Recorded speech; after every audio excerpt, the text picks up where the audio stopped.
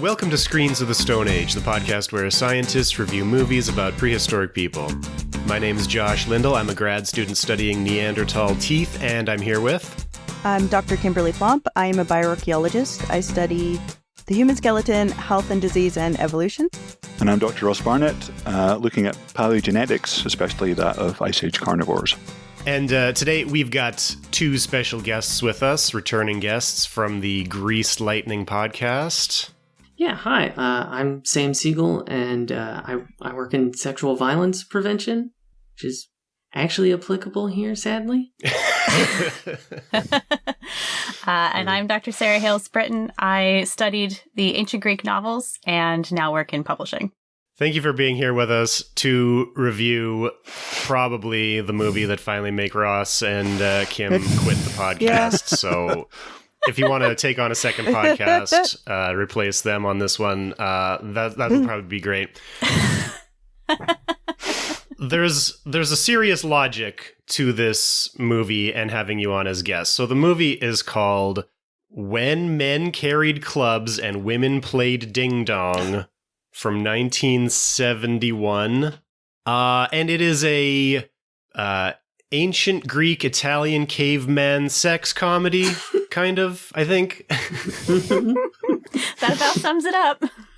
Mm-hmm. Okay, so maybe we'll just summarize the movie, and everyone can figure out why we have an ancient Greek podcast on as guests for this caveman movie. As we'll just piece it together as we go through. Can I ask one of you to summarize the actual movie we watched, so that, because nobody has ever seen this movie before, so we're going to have to explain this one. Nor should they. Nor should they. Yeah, it's true. It's true. This is really taking one for the collective team. So I'll do my best. But I did watch most of this sped up, with faster playback. So if I may have missed some things. So we start out with, a couple of different groups of cave men who have come together, and they are playing this game that's like capture the piglet, in a mud pit, and the winner gets this woman as their prize. Lystra is her name. And she's like up on a hill wearing a sash and feathers. And so she is the grand prize for whoever catches the piglet and runs up the hill and like presents it to her. So we have this sort of ridiculous mud fight that goes on amongst the men. There's a lot of wrestling. There's some questionable tactics. But the ultimate winner is the more attractive caveman that Lystra has been making eyes at through this whole introduction. So she's pleased. She's getting the husband that she wanted. And I believe Lystra was originally one of the like lake dwellers. And this guy, Ari, that she's now marrying, is one of the cave dwellers. So she's like going to the other village now as part of this marriage. And when they get there, Lystra doesn't know anything about sex and is sort of nervous about what marriage is going to mean. And one of the other women tells her to think about the way animals do it. And she says, well, I've seen chickens, like a cock and a hen. And the other woman's like, sure, go with it. So then we get this delightful little interlude where Lystra is trying to seduce her new husband by dancing like a chicken up to their bed. I like to call this scene the erotic chicken cosplay scene. I actually rewinded it and watched it twice. That's exactly what it is, and he is not put off. Yeah, I watched it twice because I was like, that couldn't have been what I thought it was. Like, I misinterpreted that. That's why you watched it twice, Kim. Uh-huh. Yeah. It is by far the best part of this movie. So she does this chicken dance. It seems like they're going to consummate their marriage, and right at the crucial moment, two other cavemen bust in and drag the husband off of Lystra. because the lake dwellers have done something. They're sort of constantly at war with each other, and I can't remember what this first infraction is, but something has happened, and so they've got to go fight the lake dwellers and defend. Maybe this one is when the lake dwellers have cut off their water access, so they have to go fight. So there's a fight scene, and this happens a couple of times where we get a little bit of like village life, either with the lake dwellers or the cave dwellers. It seems like everything's going okay. The women are desperate for sex, and they're finally going to get it when suddenly husband is ripped off of his wife and told that they have to go fight. And the women are getting sick of this. And so finally, about halfway through, Lystra convinces all of the other cave dweller women that they need to go on strike and say no ding dong for the men. So that explains the ding dong part of the title. Ding dong just means Does it, sex. though? Okay. Does it explain anything? No. Not really.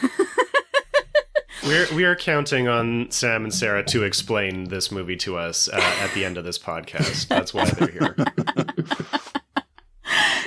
So Lystra says new ding dong.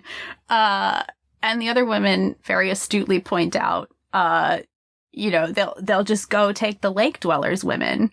Like this doesn't actually work unless everyone's involved. And Lystra says, well, I'm sure they don't like the war any more than we do. Let's go talk to them and get them on our side too. So they do. And all of the women of both groups agree to take themselves off to this little island that you can only reach by boat because there are carnivorous fish in the lake. So you can't swim there. So they take the boat so that the men can't get to them. And they sail off to this island, and they are keeping themselves in isolation. And they shout across to the men that this is their fault. And they're staying over here until the men make peace with each other. There are a couple of abortive attempts at peace where the men just devolve into fighting again.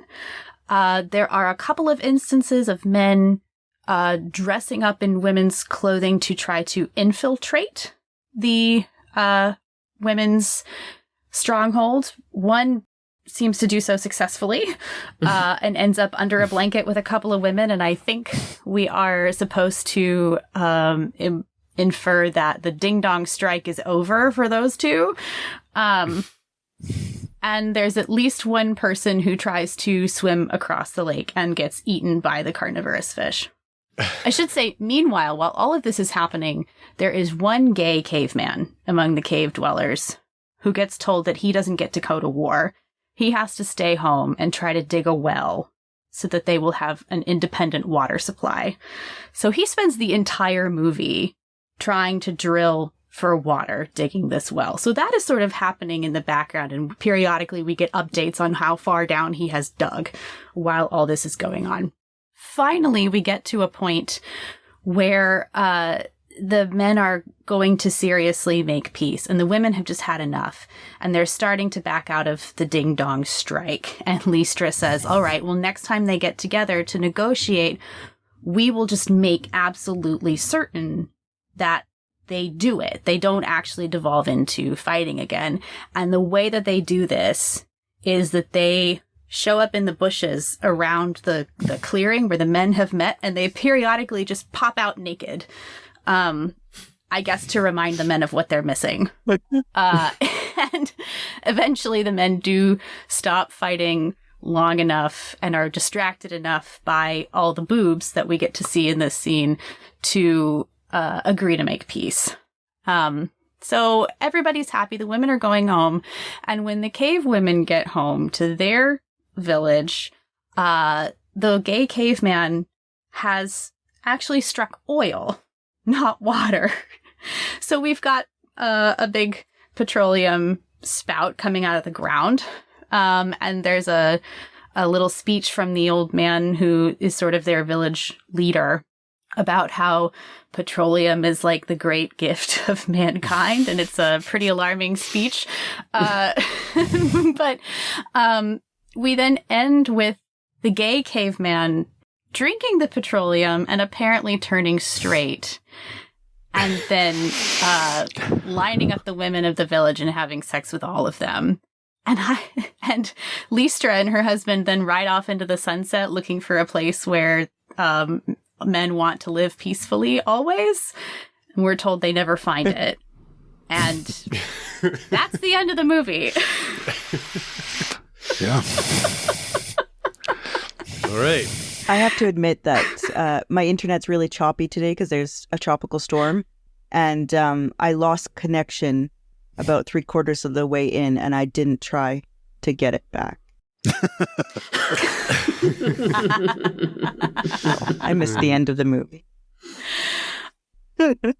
That's all right. So the way we usually do things here is we start off by nitpicking the inaccuracies in this movie. I think we'll do that anyway, even though there's nothing accurate in this movie. Maybe we'll do a round of caveman movie bingo. This is something we've been doing where we identify all of the tropes that we see over and over in all these caveman movies. Mm-hmm. So does anybody have any... I mean, we are going to know the tropes that we've seen in these caveman movies a lot more than you guys will. So Ross or Kim, did you notice any common tropes? Yeah. Two groups of people fighting for no reason, essentially, just all the time. One of them seems to be blonde and one of them seems to be brunette. Yeah. That's a pretty common thing. Sexy cave lady. Someone got hit in the head with a femur. Bad grammar. Yeah, phone clubs. Flintstone-style use of animals with like the turtle shell protector and all the other things they use. There's like 3 different ways to do caveman language, and this is the worst one where they just speak in broken English with bad grammar.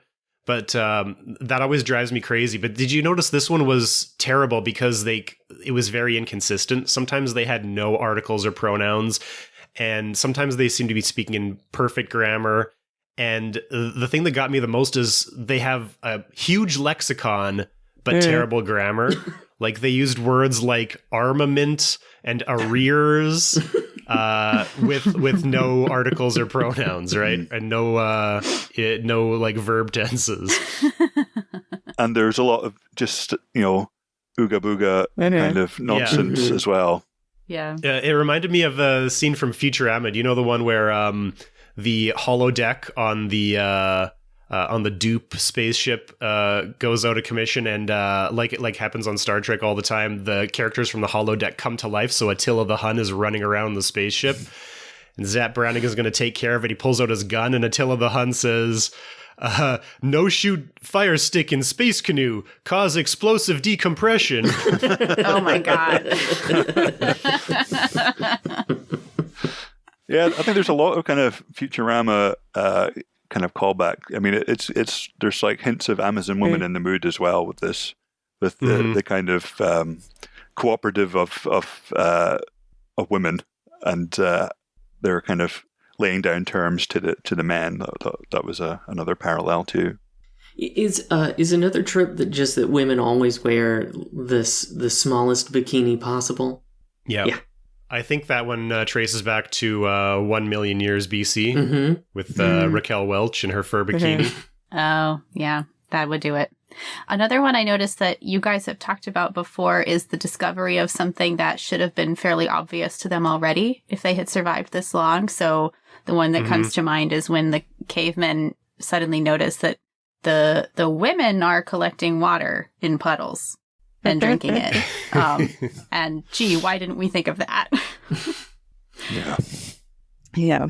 Another one is, we don't see this one too often, but like the invention of words for things, which is always kind of done as a joke when it's done, right? Like he throws a curved bone, like a mandible or something, and it comes back and hits him in the head. And he does that like 3 or 4 times.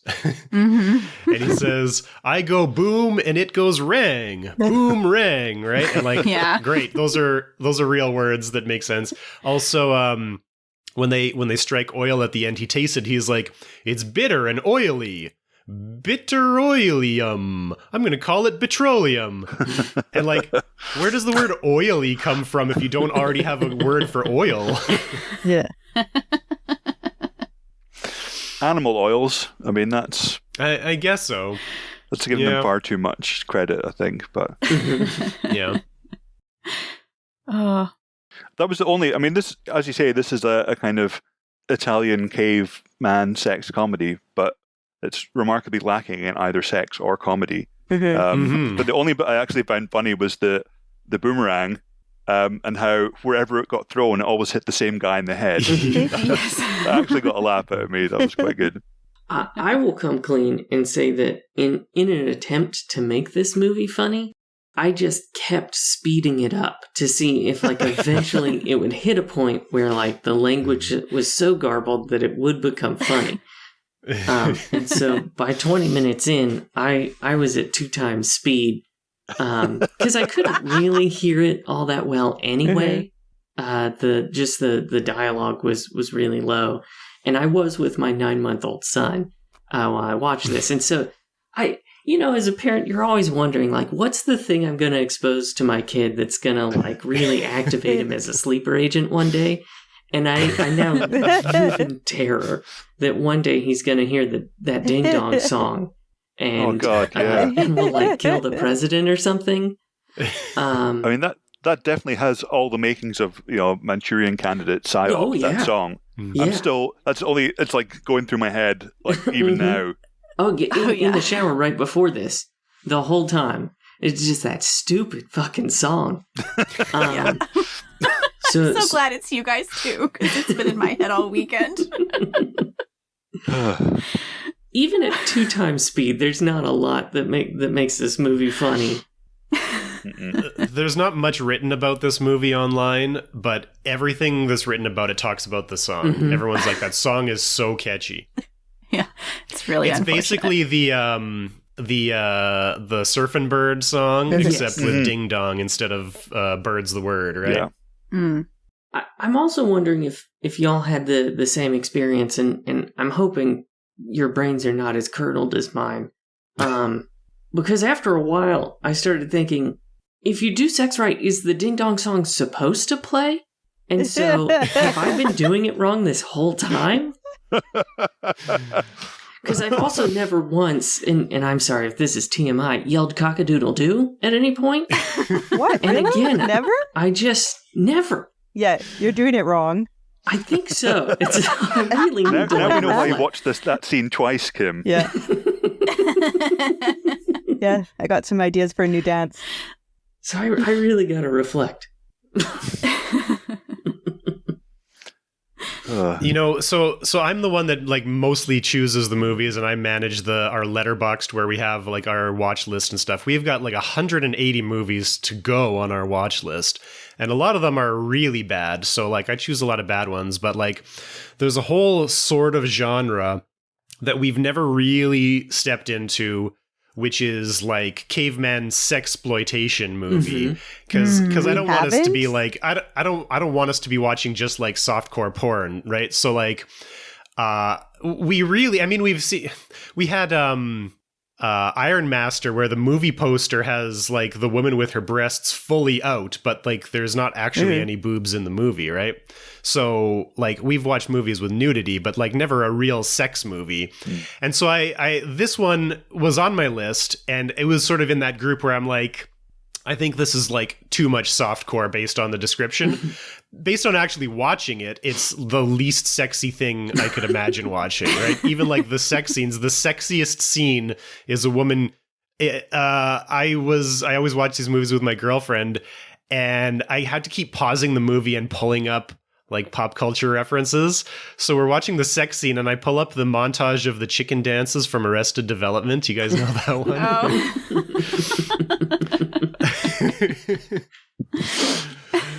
And throughout this movie, I was just like, every time something would come up, I would just, like, yell out the thing. Every time they said a word that's too big for these cavemen, I would just yell out the word. Every time they said hippity hoppity, do you guys catch that? They said that about a dozen times so in this much. movie. Yeah. Hippity hoppity.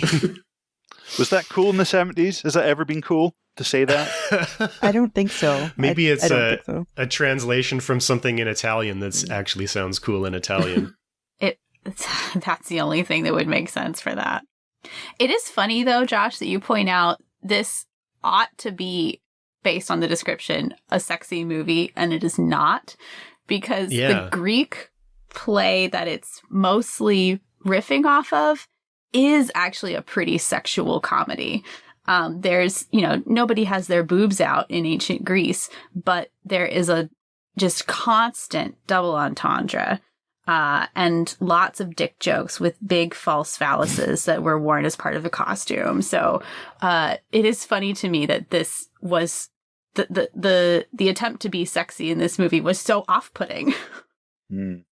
Well, maybe let's get right into that, because I think we've exhausted everything we can say about the caveman aspect of this movie. In the intro credits of this movie, it says, based on the play Lysistrata by Aristophanes. Yes. I know nothing about ancient Greece, except I do know about this play because I listened to your episode on Chirac. Mm-hmm. Yeah. Which is also an adaptation of the same play, except with... gangs in Chicago, which I haven't seen that, but judging by the YouTube comments on the trailer, people thought it was about as absurd as this one was. So, it's better. I'm sure it's better. It's got Samuel L. Jackson and who else is in it? It's got like real actors in it. It has a hell of a cast, and it's written really well. So even like the absurdity just comes from the Aristophanes comedy itself, and anytime you're adapting Aristophanes, you're going to have absurdity. But yeah, Chirac is actually a good movie. So this is based on Lysistrata, which is probably my favorite Aristophanes play. And it's when we were first going into this, I saw that title screen based on Lysistrata, and also his other play, one of his other plays, Women at the Festival of Demeter. And I thought, how am I going to nitpick inaccuracies if this is a mashup and an adaptation of literature, right? Of plays? There's room for artistic license. And after watching this, of course, I do not have that opinion anymore. But I don't think anything here can be called artistic. But Lysistrata was written and performed 20 years into the Peloponnesian War in Athens. So we're in a wartime context, and the play is all about women who are sick of war. And the women of Greece, all of Greece, not just Athens, band together under the leadership of this woman Lysistrata, and they go on a sex strike to try to force the end of the war. And we have the old women occupying the Acropolis, where the treasury is, to cut off funding for the war. We have women sitting at home and taunting their husbands, basically, in really sexy outfits and not putting out, to try to force them to get together and make peace. We have all these confrontations with like city magistrates, and there's just constant double entendre, and it's a really entertaining play. And we finally get to the end where, as was typical in ancient Greek comedy, a lot of the characters are wearing these large false phalluses, but they are, of course, playing an extra role in this play because everyone is horny and nobody's getting any. And so the men finally get together and agree to peace, but they do so by having a naked woman who is the personification of reconciliation stand there while they divide up territory, basically using her body as a map. And that's the end of the play. So it ends on sort of a gross note, but it is supposed to be like for the ancient Greeks, that part was quite funny. So it's you can see the parallels here, for sure. The inspiration makes sense. But yeah, Aristophanes is funny. Even now, the actual Aristophanes play is quite funny. The title card also says that this is supposed to be an adaptation of a second play, the Thesmophoriadzousi, which is a play where it's the women at the Thesmophoria, which is this women-only festival in Athens to Demeter and her daughter Persephone. And the whole play centers around the playwright Euripides, the tragedian, who at this point in time was a very old man, but he was still alive when this was written and produced. And Aristophanes loved to make fun of him. And Euripides is very upset because he knows that the women at the Thesmophoria are talking about him, and they're very angry with him because of the way he portrays women in his plays. And he says they're sick of me, they're mad at me, I'm pretty sure they're debating whether or not to kill me today. So, hey, father-in-law, I need you to dress up like a woman and infiltrate the Thesmophoria and, like, speak on my behalf. Pretend you're a woman and speak on my behalf to the rest of the women and convince them not to kill me. And, you know, hijinks ensue. And eventually Euripides' father-in-law is discovered as a man. He's tied up waiting for arrest, and Euripides has to come rescue him. Personally, I'm not super sure how that play factors in to this movie, except for the fact that the women do take themselves off to a secure location away from men. And I also, I suppose the sort of mockery of an old man with the fact that, as Ross pointed out, it's just the one old man who gets hit with the boomerang over and over. He thinks that the women are not capable of making thought, as he puts it. I did wonder if maybe just making fun of the grand old man was supposed to be the gesture to this play. But yeah, that one's a little questionable to my mind. From what I read, the part where the man he dresses up as a woman and infiltrates the women's group is also partly inspired by that one. Yeah. So, like Sam, I also sped this up. I think this is my record. I sped up essentially just after the pig chasing contest and kept it at 1.5 times all the way through. So I may have missed some. And also, the pig chasing contest goes on forever. Yeah. You have to speed up the pig chasing contest. It's like, what? I mean, how many? And I also was trying to see whether it was a real pig, which I think it was at times, that they were just flinging around. Yeah, anyway. Yeah. They definitely were throwing a real pig and, like, holding it underwater. It was the worst animal cruelty we've seen in any movie on this podcast. Yeah. The 70s was a wild time.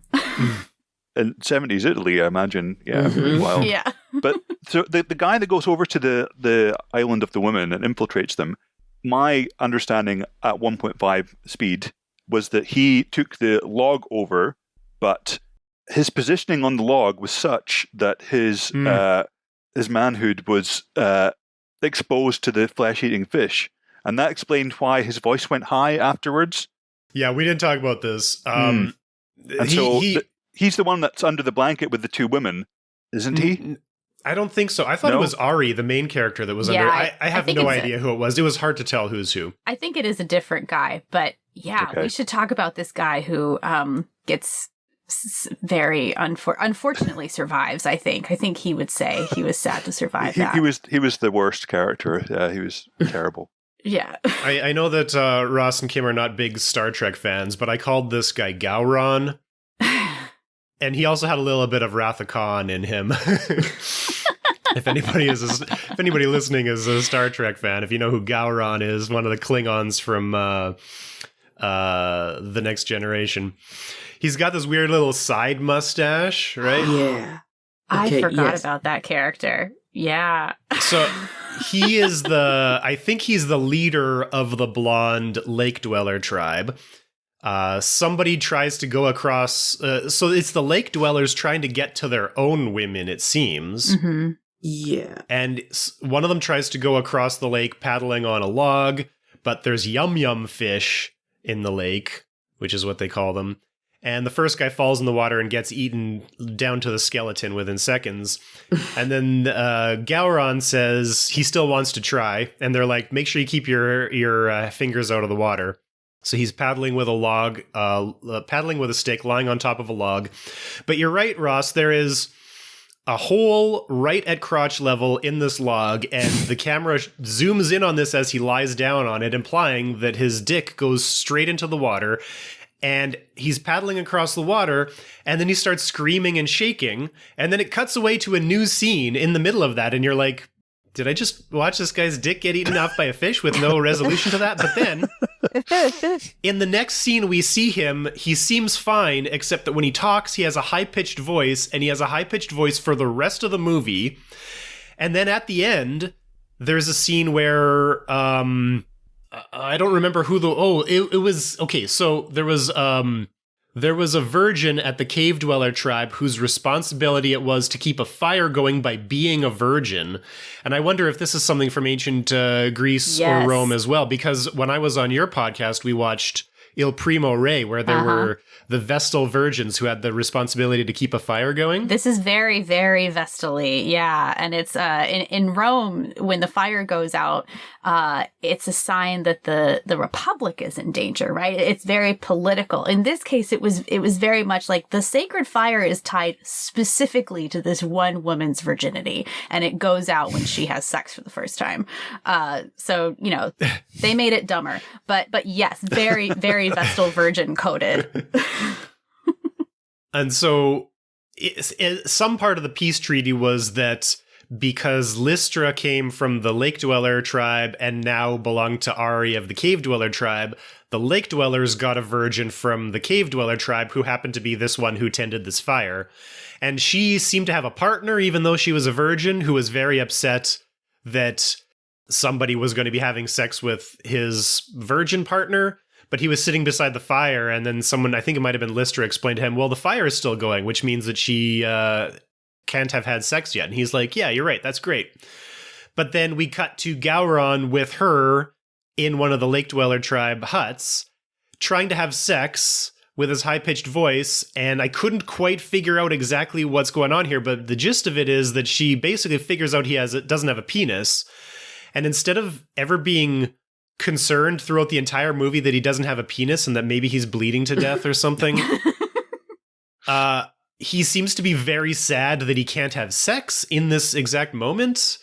Or not just that he can't have sex, but like basically that he's emasculated, like, you know, he doesn't seem concerned about the probably mortal wound that he's got. Yes. He just seems to be concerned, and it's almost like he didn't notice.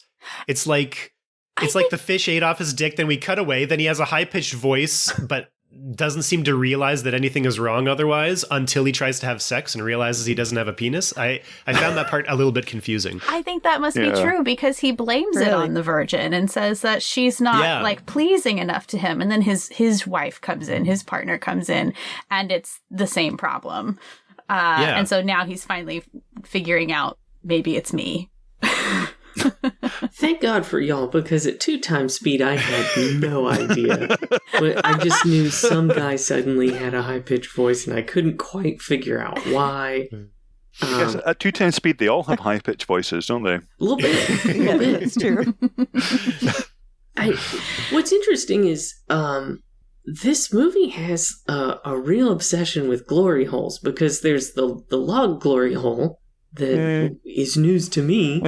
And then there's the one in one of the lake people's houses. It's an actual glory hole that's meant to be used as a glory hole. Yes. Definitely the first movie we've ever watched that prominently features a glory hole. The first Speak for yourself, Josh. The first movie we've ever watched on this podcast.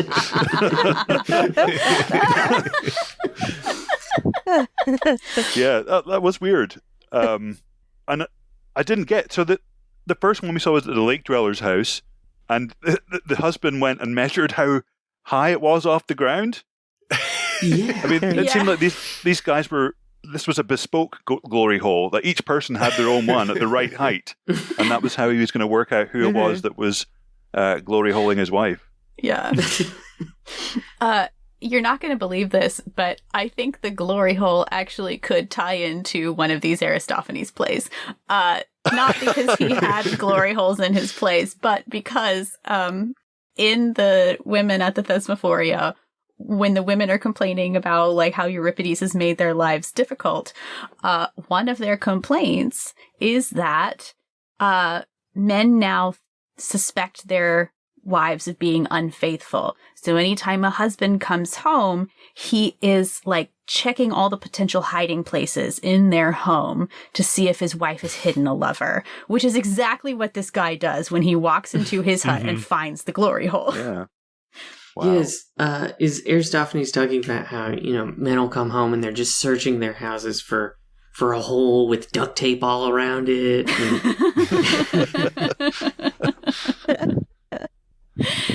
It's pretty outrageous. It is also strongly implied in that play that the women are angry about the implication of adultery, but they are in fact adulterous. And what they're most mad about is that it's now more difficult to hide their lovers than it used to be.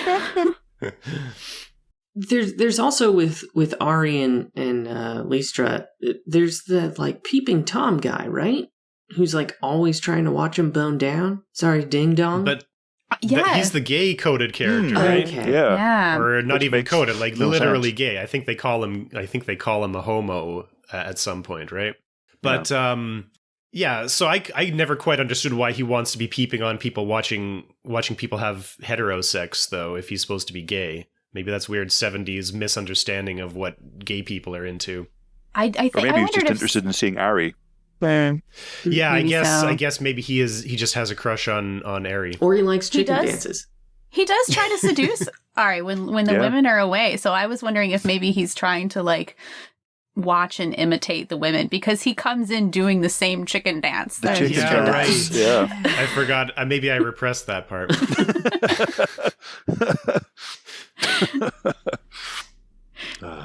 Oh, maybe you guys can answer a question for me. Were they gonna fuck that horse? Because at 2 times speed, it really seems like they were doing some testing. That horse scene was really weird. Yeah. So Yes. we didn't talk about the animals, but they have only domesticated animals. They have pigs and chickens and horses. A horse shows up out of nowhere for seemingly no reason other than so that the main characters can ride away into the sunset on a horse at the end of the movie, because I don't know what else that horse was for. Yeah. No. I didn't get that part at all. The conversation they were having about the horse was they were trying to identify what it was. The old guy, he's called Grand Prof, or he's his job is to be the thinker, basically.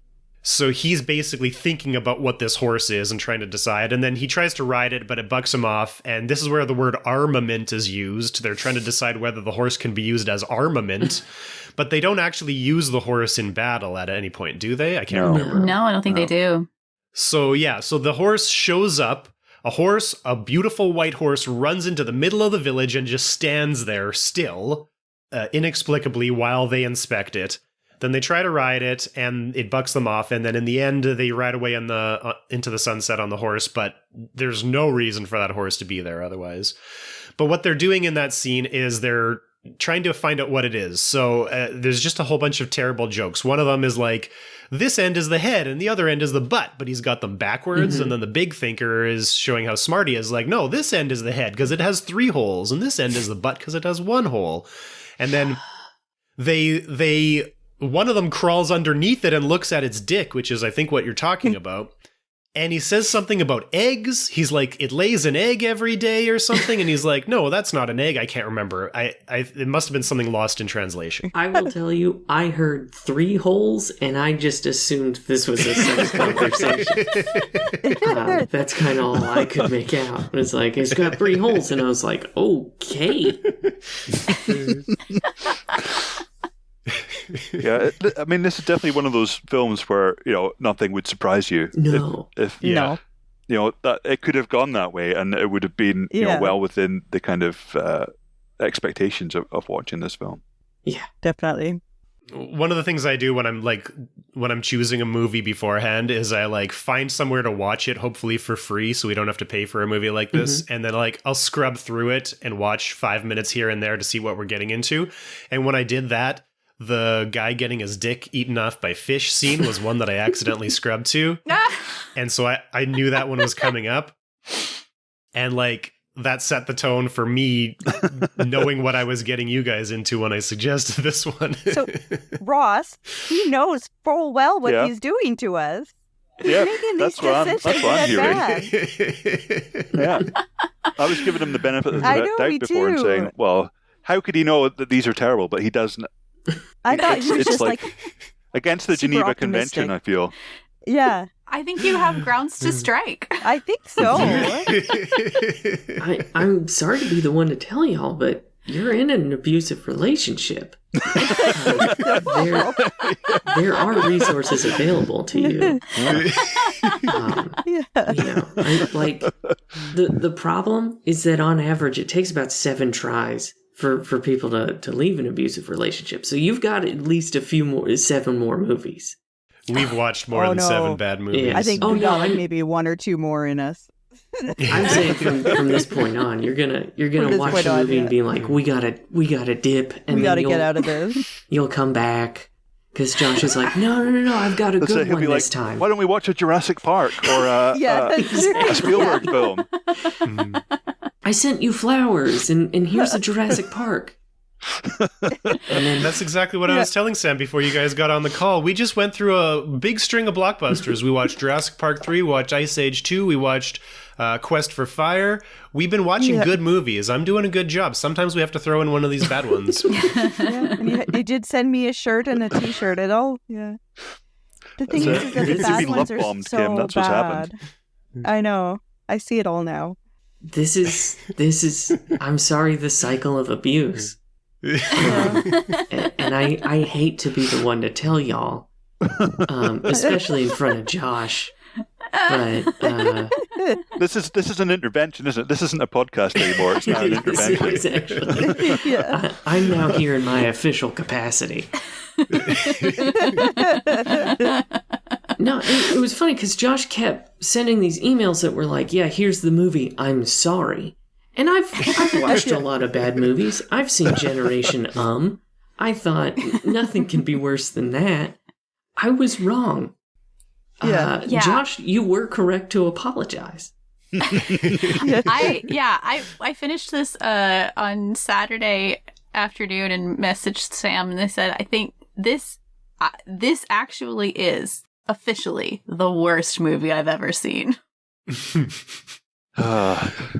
Sweet Summer Children. I mean, I don't even. I mean, No, it's you just- guys have watched This far one- more terrible movies than we have. This one at least had boobs in it, right? Like, this is not even in our top 5 worst films that we've watched No. for this podcast. Oh, God. But see, that's why I listen to you guys so that I don't have to watch those. Yes. I know what to avoid now. Exactly. We're a public service at this point, I think. Yes. yeah. No, Sarah, what worried me the most was that you told me that you can increase the playback speed. And that's always like, that's a red flag. If it's like, you can speed this movie up, is a selling point. I am curious, did everyone speed it up? Oh yeah. I mean, I knew I was going to speed it up as soon as I saw the title. I was like, okay, I hope it goes above two times. Yeah, there was clues when they had the rock band right at the beginning playing that insane satanic song that's infected all of our ears. Yes. And I did ruined speed my it up, son. but I didn't get all the way to 2 times. But I did speed it up. Yeah, how long did it take y'all to speed it up? Because I'm trying to figure out if I'm the weak link here. No, I started it sped up. Okay. Okay. I feel better now. Okay, This is not my first I've got- rodeo. I've got it in my notes when I started speeding up. So I've got what, fake pig in the mud? Question mark. Is it real? Is it dead? Question mark. Ding dong equals sex? Question mark. 10 minutes of pig wrestling, and then straight to 1.5 times, and that's it. So the pig wrestling broke me at the beginning. Yeah, I hit 1.25 times well before 5 minutes in. They started wrestling with that pig, and I said, I don't need all of this. Yeah. I actually watched it at regular speed, and I did a lot of pausing and going back because I knew I was going to have to be the one to understand what was happening in the dialogue. Josh, I'm sorry that happened to you, but also you did No, I invite did it to he myself. did it to himself. We know this. Yeah. Yeah. No sympathy. Yeah. Man. Okay, I have a question about how faithfully this is adapted from the original play, because something that really confused me throughout the whole movie is that the women go on a sex strike because the men are always going to war instead of having sex with them. So, like, that logically didn't make any sense. Every time Ari and Lystra are about to have sex, the men pull him away to go to war. The old man, who has a wife with a huge afro, but also a big ponytail, which was very strange to me. She always wanted to have sex with him, and he was always saying, no, I have to think about war. I don't have time to have sex. And so it didn't make any sense to me how it seemed like the men didn't want to have sex or would rather have war than sex. And so the women are like, oh, if you'd rather have war than sex, we're going to stop having sex with you to make you stop going to war. And like the logic of that didn't make any sense. So does that make more sense in the original play? It does. It absolutely does. The men are still around and having sex with their wives, but the city is at war and has been at war for a long time. And the women don't have any sort of political power to make that stop. But Athens was a direct democracy, right? So every male citizen actually does have the power to do something about the war. So the logic is much more sound in the original play. And you're right, in this movie, it seems like the men are just easily distracted from sex or easily pulled away from it. It is so confusing because it's always the women trying to instigate sex and it's never the men trying to instigate sex. So it was unclear to me why the women thought a sex strike would work in that case. Well, I think the only time a man initiates sex is with the gay character after he drinks oil. Right. Which, as we all know, is a powerful aphrodisiac.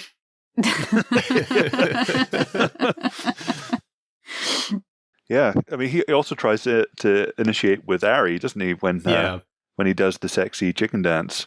Yeah, he does. Yeah, yeah. But yeah, the sex strike actually does make sense in the Aristophanes play. It is quite logically thought out, except for the fact that the play does not seem to be aware of the existence of prostitution as a profession. It's wives going on strike. And so I think we're just supposed to conveniently forget that prostitutes are around and that was also an option if these men got really desperate. But and I mean, not having a much of a history with the classics, but having heard rumors that the sort of strict binary between heterosexuality and homosexuality wasn't such a thing in ancient Greece. So would that presumably have been an option as well for the characters in the play? Or is that also kind of glossed over as well? It absolutely would have been an option if a real life sex strike had happened, but it is homosexuality is also not acknowledged in the play as an option. These men are very focused on getting heterosexual sex back in their lives. Yeah. That's a good point. So would it be safe to say, then, that When Men Carried Clubs and Women Played Ding Dong, the 1971 Italian sex comedy, is actually a better representation for gay people than Lysistrata?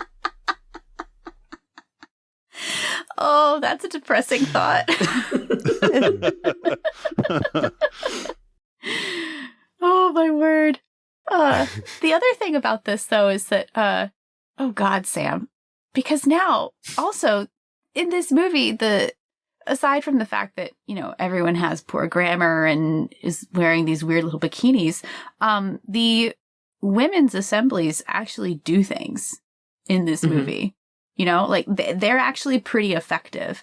They have figured out how to gather a new source of water while the men are off fighting with the lake dwellers for access to water. Their council amongst themselves when they decide to go off to this island is quite effective. They mount this titty campaign, basically, with the final negotiation scene that works. All of the women's sort of communal, almost political activity is quite effective. These sorts of role reversals in ancient comedy, though, are never as empowering as they look on the surface of things. So in the Women at the Thesmophoria the religious festival, we don't see any sort of religious rites related to this festival. We see the women in an imitation of the Athenian assembly that makes laws. And because it's ancient comedy, and because women don't have political power, the very idea of women having a political body like this is absurd. It's very much presented as a parody of the Athenian assembly.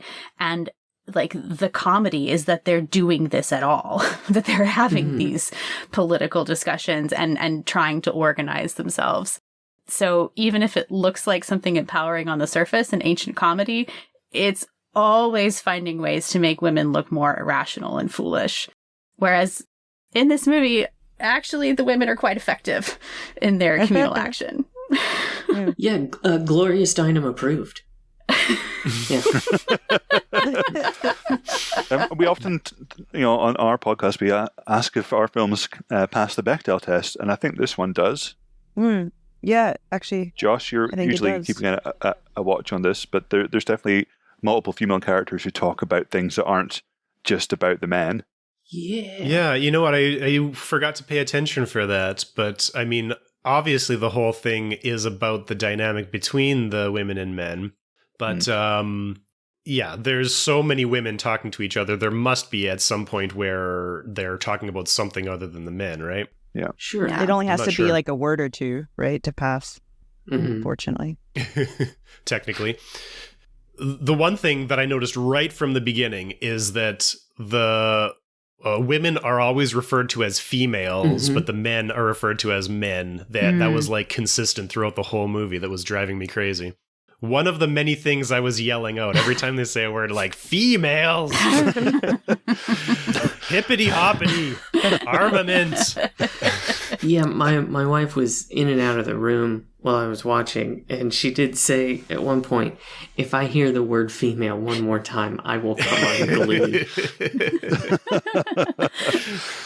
I inflicted this on my family, and I feel bad about it. I think Josh should feel bad about it. I took so few notes. You have to understand, I'm going through my list. I'm like, what should we watch next? And I click on something and be like, does this one look good? I don't know. I click on something, does this one look good? I don't know. I click on this one. I'm like, where can I find this one? Oh, it's available for free on the Internet Archive. That's always good news. And I press play, and the first thing that says, based on the play Lysistrata, and I'm like, I just listened to a podcast episode about a movie based on Lysistrata. I know exactly who to talk to. And like when you were on our podcast before and when I was on your podcast before, we were like struggling to find the best crossover movie, right?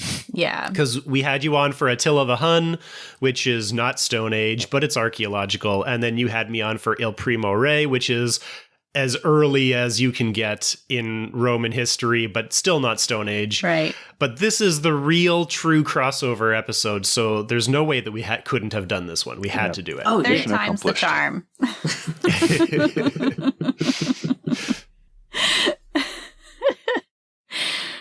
Ross and I just look so done. Beaten. You guys are definitely the collateral damage in the search for the crossover movie. But you're right, Josh. I don't think we're ever going to get any better than this. No, definitely not. Actually, Sarah, I have a question.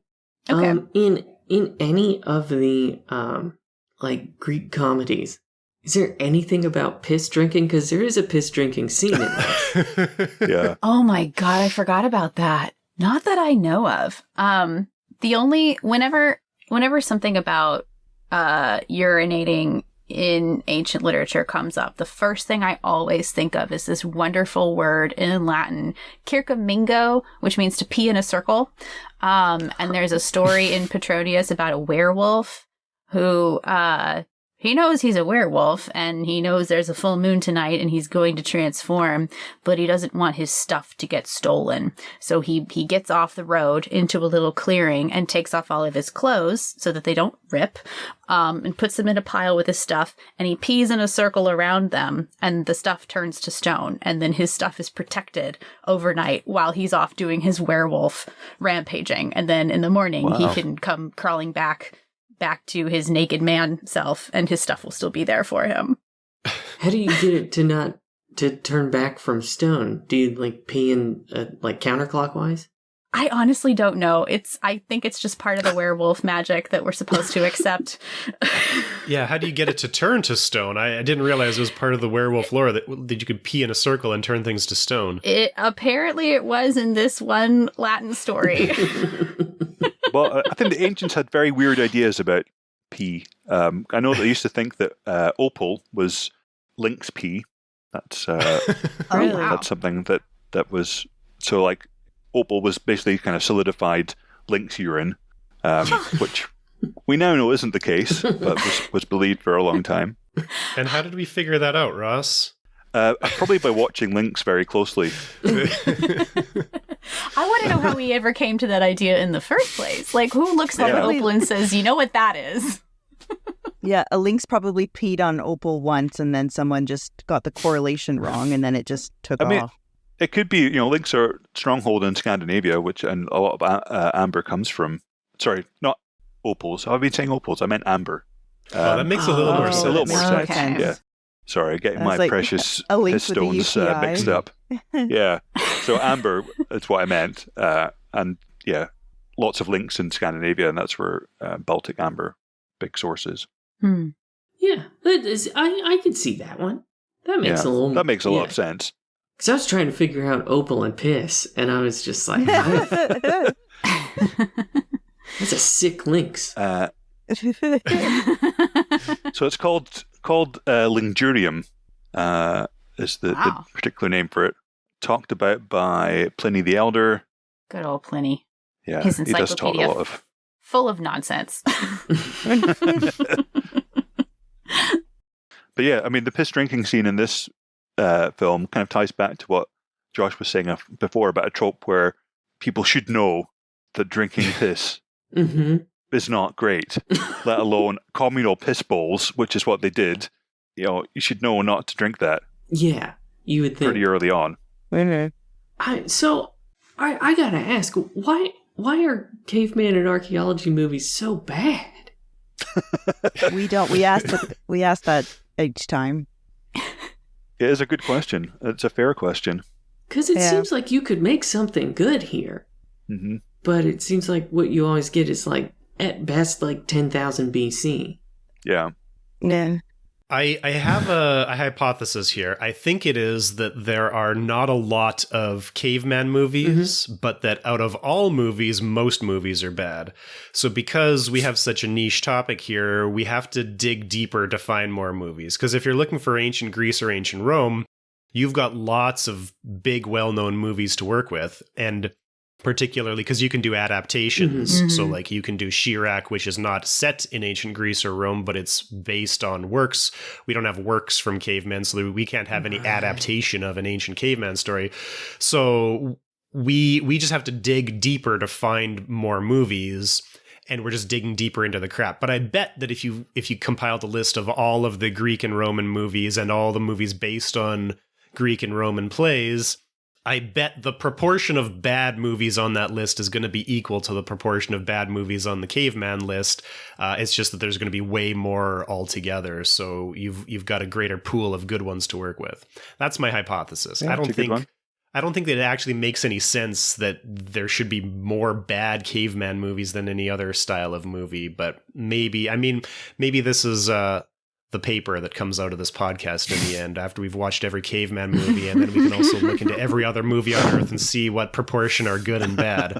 Yeah, at least you're turning your pain into something constructive at that point.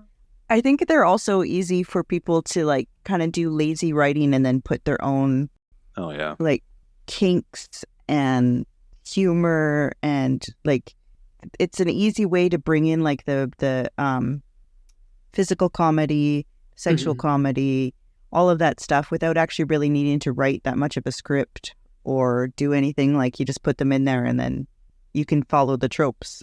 So I think it's also, you can be quite lazy with it. Yeah, it does seem like you could save some money on like costuming and sets. Yeah. Although the sets in a lot of cases must not be that cheap, because so many of them have like fake cave sets. Like this one must have had some sort of fake cave sets because you're not going to find a nice clean cave to film in, right? So like the caves must have been built out of styrofoam or fiberglass or something here, right? That's true. Yeah. I don't know how expensive it would be to build that, but it's not like the sets are just find a cave for free and film inside of it most of the time. What do we think the budget was for this movie? The idea of someone spending more than $10 on this hurts my heart, but I wonder. It was quite a big cast. There There was a lot of extras and stuff too. yeah. I mean, yeah, it might have been mafia financed or, come from, it might have been bad money, in which case, don't feel so bad about it. Fair point. I'm looking at IMDb and it doesn't have the budget listed here, so. I guess that means low. Yeah. Damn. Do you think anybody has this on their CV, or is this something that you just kind of delete and forget about? On their Good CV? question. You know, Lystra was played by Nadia Cassini, who seems to have been a pretty famous actor in these Italian sex comedies of the 1970s. She seems to be pretty well known among people who are interested in this particular genre of movie. All three of them. Apparently, I did a little bit of looking around into this because this is a genre called commedia sexy all'Italia, Italian sex comedy. And it's a genre that arose in like the sexual revolution in the 60s and 70s with the lessening of like censorship, right? Okay. And so we see this like in lots of different countries where you have this increase in sort of erotic-ish movies that are still pretty tame by today's standards. But like for the first time you have like nudity like this one does have in movies. And so because of like lessening censorship laws in Italy in the 70s, you start to have this genre emerge of sexy Italian sex comedies where the caveman genre is pretty small, but there are at least a couple of other movies that bracket this movie, 1970 and 1972, called When Women Had Tails, and then the sequel When Women Lost Their Tails. Oh my god. Are they on our letterbox as well? Yeah, please. They are. Oh no. Good luck, guys. Those ones are, I think they're a little more well known than this one, but they've been on our list forever, but I have never really sort of seriously considered doing them because it feels like a little too raunchy, little too low content. Like if we did this movie without you guys here, we would have nothing to talk about, right? We would have had a 20-minute. Ross would have summarized the movie for 25 minutes, and then we would have had 5 minutes of bingo, and then that would be the end of the episode, right? Yeah. So, you know what, listeners, if you want us to discuss more Italian caveman sex comedies from the 1970s, let us know, because chances are we're not going to get to When Women Had Tails anytime soon, unless this is what you want to listen to. So send us an email, get in touch with us on people Twitter are clamoring for Blue it. Sky. Like, Listeners, just if you care about us breaking at down all, doors. please do not send that email to Josh. Yeah, the soul crushing realization you'll have if your audience is just horny for this stuff. Everybody is all of our audience is chicken furry cosplayers. Now, would you, if you, I mean, yeah, this is sort of getting my zoologist hackles up. Because clearly you can't be a furry and a chicken, because chickens don't have fur. Well, I mean, I was thinking about it. I've never seen a chicken furry, but I have seen bird furries. Yeah, Have you? definitely. Okay. Yeah. You guys Let live me much richer lives let me than I just do Google chicken furry and ruin my algorithm. I'm mostly getting photos of chickens with like really poofy feathers, like those breeds with like feathered feet. So that's pretty comforting. Maybe I have Safe Search turned on. Let me try chicken For God's sake, don't turn it off. Oh, yep, found. Oh, there's a lot. Yeah. Sam's already ruined his algorithm, so he can find the scary chicken things. Yeah, I'm popular among my friends because I do not care about the safety of my algorithm. So occasionally friends will just text me and be like, hey, can you search how much cocaine costs? Or like religious personas. It's for a thing. Yeah. You just for an essay or something. Yeah, and I'll raw dog it. I don't care.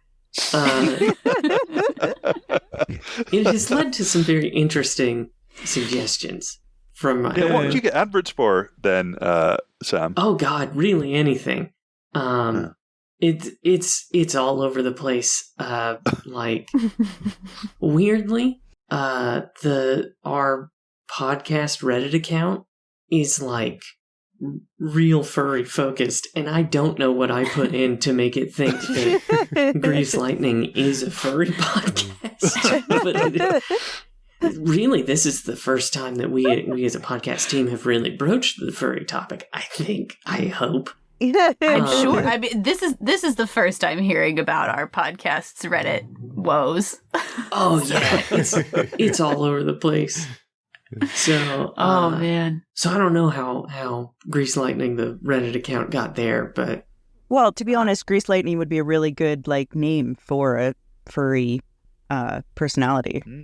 Ooh, It's always nice to have an audience. yeah. Maybe Sarah, that's our pivot. Like what kind of animal would Grease Lightning be? Like really fast, like a horse or a cheetah? See, I was thinking it would have to be Athena's owl. Ooh, the owl would Or be that, good. yeah. The Greeks also loved bees. We could be a bee. Ooh, Bumblebees are fuzzy, right? Does that count?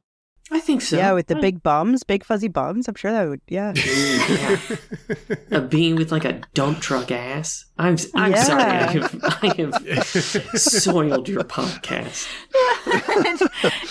You better cut us off before we get any weirder. Yeah, we're going on a slightly different tangent here. Yeah, I don't know how much of our season 2 you listened to, but we got weird with it. Luke was not there to keep us on track. We really went off the rails. Yeah. We're going to try to do better. We're planning season 3. We're going to try to do better. Yeah, hopefully with a little more sleep. I'll be a little more even keeled, but this isn't looking good, Sarah. I'm sorry. All right. Well, does anybody have any more notes about this movie? Ross, you usually have the longest notes. So is there anything that you really need to talk about before we call this one? We covered the piglet wrestling, covered the glory holes, we've covered the communal piss bowls. What else we got on here? That'll be the summary in the show notes. Yeah. They invent the saw to cut down the lake. Oh, well, we could talk a bit about the lake dwellers, how they have actually kind of fairly archaeologically sound dwellings. Like we know that during kind of prehistoric times, lake dwelling houses were kind of quite popular in Scotland. You have crannogs, which are like artificial islands in lakes and lochs with houses on them. Also wooden causeways, which they have in this film as well. I don't know if any of the proper archaeologists want to jump in and talk a bit about lake dwellings, but yeah. You seem to know more than me. I think we kind of talked about this on your podcast about El Primo Rey, where they seem to be living in a swamp where they had wooden sort of catwalks meandering through this swamp with their houses built on stilts. And I was wondering why people would choose to build in a swamp when they could just build on the hill beside the swamp. But Ross, maybe you know more about why someone would want to build a house on stilts in a swamp. I guess a lake is very different from a swamp. Defensive measures. I mean, it's much easier to defend your dwelling. At least that's the thinking with like crannogs, which are these sort of small artificial islands that can only be accessed by a causeway that you can, like they have in this film, you can pull up the drawbridge or barricade the one path there, and then you're safe. during Unless somebody the saws down the posts. Mhm. Yeah. Yeah, I was gonna ask if the drawbridge was legit, but it sounds like it kind of is. I don't know if there's actually any evidence for like preserved drawbridges, but certainly for walkways, which could be easily defended, like narrow walkways, like one-person walkways. But yeah, drawbridge wouldn't be beyond the realms of possibility, even if it's just like a plank of wood that you put down and can lift up to stop people getting to you. Okay. But what time period are we looking at there? Is that like Neolithic? Yeah, so certainly for kind of Cranugs, it's like Neolithic, Bronze Age, Iron Age, kind of, in Scotland anyway. I don't know. I mean, for like Paleolithic, when this movie is presumably set, I mean, there's no real figuring out when this is supposed to be set. But if you have cave people, you're probably looking at some kind of Paleolithic, and there's not really a lot of good evidence for dwellings at all during the Paleolithic because stuff doesn't preserve well. There is some stuff where we have Terra Amata, which is one of the oldest, where we have post holes of like little huts or something. But like I don't know much about dwellings from the Paleolithic other than a few handfuls that I've heard of. So I wouldn't have much more to add to whether or not we have evidence of people building dwellings in the water. I'm just thinking of Monteverde in South America. I think it's a waterlogged site, I think, and they have evidence of kind of leather tents and stuff from there. But I don't know. It's about 15,000, right? Yeah, but I don't know whether it's waterlogged after it was used or what the actual kind of chronology of that is. Yeah, but I feel we've kind of veered into very serious territory from this Italian sex comedy caveman film. Okay, we'll keep it lighter. Yeah. So, possibly the worst movie that Sam and Sarah have ever seen. Where does it fall on our list? Top 5, top 10 worst movies? I mean, it's no Neander Gin, let's put it that way. No. It made me laugh at least once. Maybe we'll have to revisit Neander Gin and reassess if it's actually as bad as all these other ones recently. No way. No. You're not, no, Josh, you're not getting us to do that. You're welcome to do that on your own, Josh, but I'm certainly not going to be watching it. Well, if you want a better movie, maybe I can put it to you to choose the next one. And if not, when it comes down to like, shit, we need another episode in less than a week, then I'm just going to pull up whatever I can find fastest for free online. Yeah, this is what happens. And then Ross and I never actually choose one, so. No, we're our own worst enemies. Yeah. Telling you, yeah, we are. There are resources available. Sam will be sending links after this recording. Yeah, there are hotlines. He likes us really. We make him. We kind of push him too hard, and he. Yeah. Ross, you don't have to tell yourself that.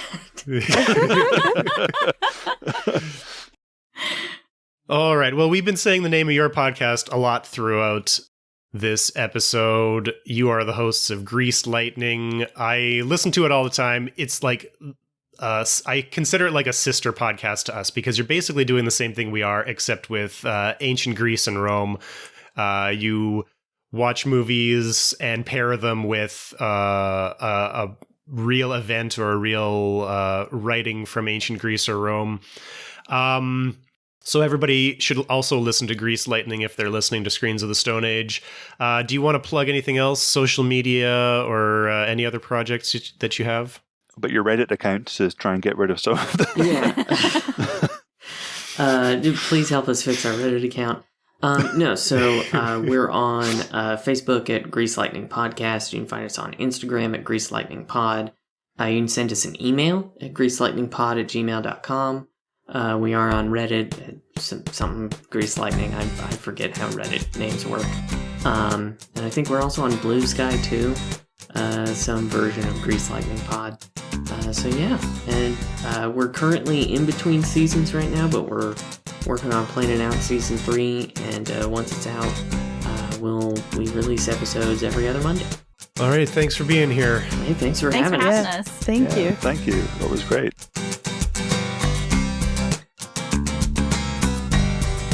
If you've been enjoying Screens of the Stone Age, get in touch with us. Follow us on Twitter at SOTSA_podcast and on Facebook at SOTSA podcast, or send us an email to screensofthestoneage@gmail.com. Screens of the Stone Age is supported by the Paleoanthropological Society of Canada. Find out more at pasc-scpa.ca.